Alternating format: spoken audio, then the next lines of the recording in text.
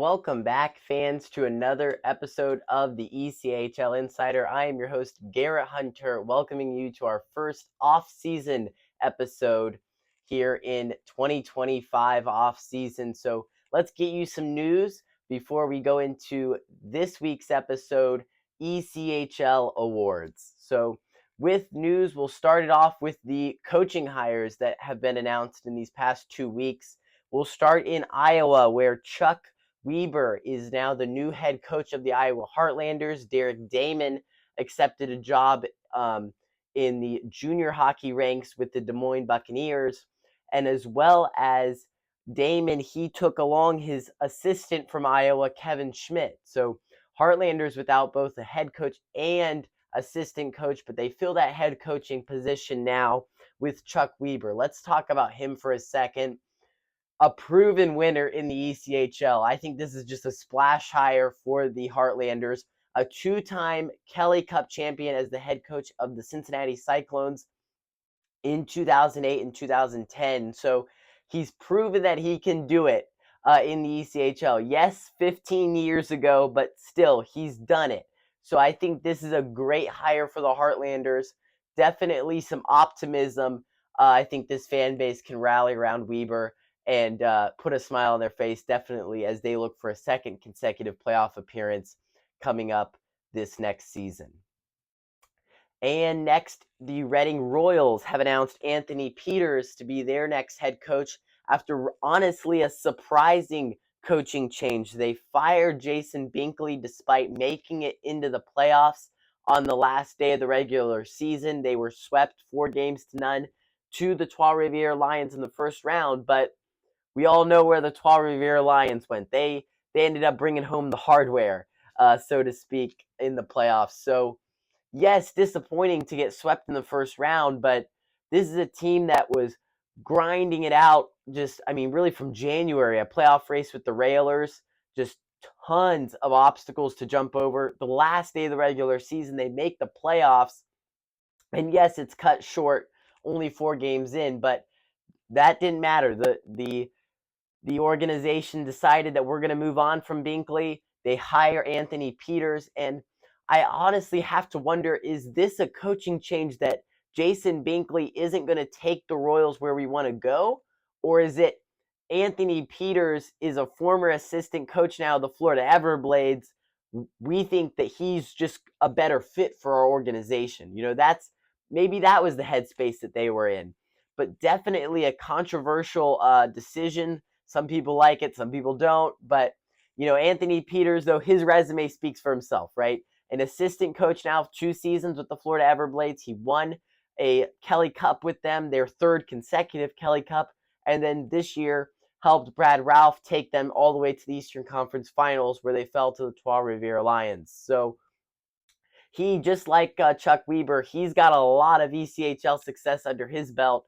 So definitely, again, optimism in Reading. Whether you agree or disagree with the coaching change, Anthony Peters is a guy you want behind your bench. So 2 very interesting coaching hires with the Heartlanders and Royals. Final piece of news for you, the Florida Panthers are now the back-to-back Stanley Cup champions in the NHL. They defeated the Edmonton Oilers for the 2nd straight year, 4-2, to be the 2025 Stanley Cup champion. The most coveted trophy in all of sports, yes, the Stanley Cup belongs to the Florida Panthers, so we wanted to say congrats to them. Well, let's get into our content now for this week. ECHL Awards. So many cool awards given out that we now have time to get to in the off season. So let's start with the biggest one. Why not? The MVP. We mentioned it. I think a lot of people know by now. Brandon Hawkins of the Toledo Walleye. Now, the 2nd consecutive year, he's named the ECHL MVP. And this guy is just so fun to watch night in, night out. It doesn't matter if it's regular season or playoffs. He is just incredible player to watch in this league at this level.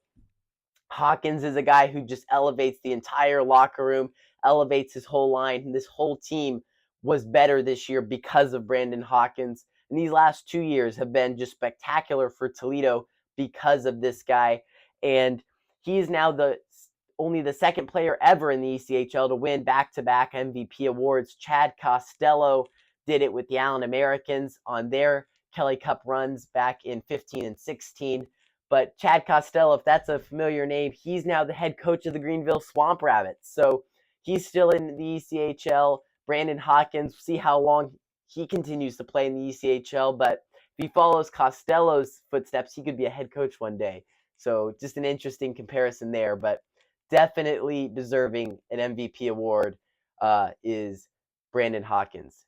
Now let's talk about the runner-up for MVP, the goaltender of the year, Cam Johnson of the Florida Everblades. Oh my word. What a spectacular season Cam Johnson had. All season long, he was just a shutdown force for the Everblades between the pipes for Florida. I mean, he was the guy who got them to the playoffs in just such a dominating fashion. A lot of people called him into question with that round 3 loss to Trois Rivières. I wouldn't say that's the case. I think Trois Rivières was just on another just gear really as the playoffs went on. They were on a mission all the way to the Kelly Cup title. So for Cam Johnson, yes, did he have some rough games in that series? Of course, but Cam Johnson as a goaltender in this league is just spectacular. He has a very bright career ahead of him. He's played several years. He'll probably play a few more, but I would expect to see him move up in the next few seasons to the AHL. He is just spectacular and definitely someone who might get their name and number up in the rafters in Southwest Florida in a few years. He has just been the backbone. He's won 3 consecutive Kelly Cups before this season with the Everblades. Spectacular is Cam Johnson, and he was the runner-up for MVP, in fact. So that was pretty cool to see. Now let's talk about Coach of the Year. It went to South Carolina Stingrays head coach Jared Nightingale as the Stingrays captured the Brabham Cup championship, the regular season champions. But for the Stingrays, it ended this year with a bitter taste in their mouth, right?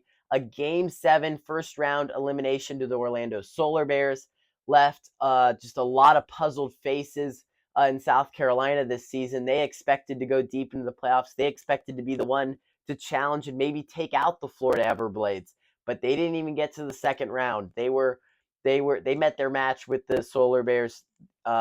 Really, nobody gave Orlando a chance in that first round against South Carolina. But if you remember, you saw our playoff episodes. I picked that upset for Orlando.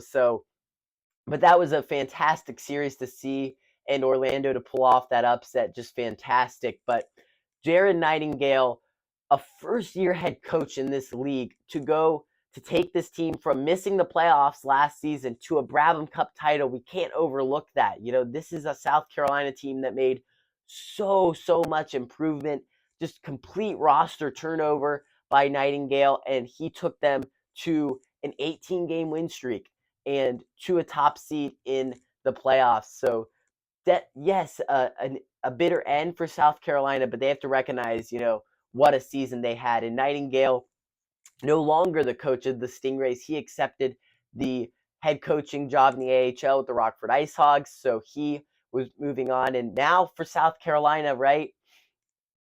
Who's going to fill his shoes? Those are some big shoes to fill in North Charleston that still right now are empty. We'll see who gets that job as head coach of the Stingrays. But Jared Nightingale, what a season it was. Just 1 year as the head coach of the Stingrays, but definitely a memorable one.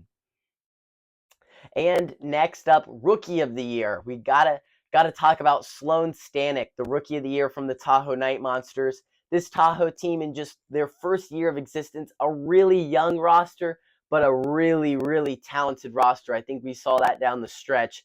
This was a team that went all the way to the second round, losing to the Kansas City Mavericks in 4 games in the Mountain Division Finals. But for the first year of a franchise to be led by a guy like Sloan Stanek was just incredible to see. He was really a young leader, a young presence in that locker room for Tahoe, and we got to see a really fantastic inaugural year out west in Nevada for them. So really cool to see. And, you know, he's got a lot more years ahead of him in hockey, most likely. So Sloan Stanek, we'll see how far he's able to move up in the ranks.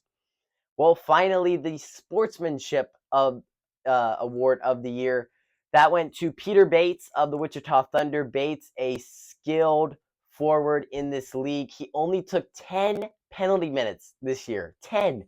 I mean, he's not the guy who's going to go and drop the gloves every night or really ever. Peter Bates, just a fantastic player, a leader most definitely in that Wichita locker room. They had a great season. Yes, they were eliminated in the first round of Tahoe, but a great season for this Wichita team. We'll get into more in the offseason. But, Peter Bates, a leader. When you take only 10 penalty minutes and you score the amount of goals that he can score, just really cool to see. And Peter Bates definitely deserves this Sportsmanship of the Year award. He was spectacular and led Wichita all season in a very, very good way. Well, that'll do it for ECHL Awards. Make sure to subscribe below so you don't miss any of our off-season content, and we will see you again in 2 weeks for more of our off-season content.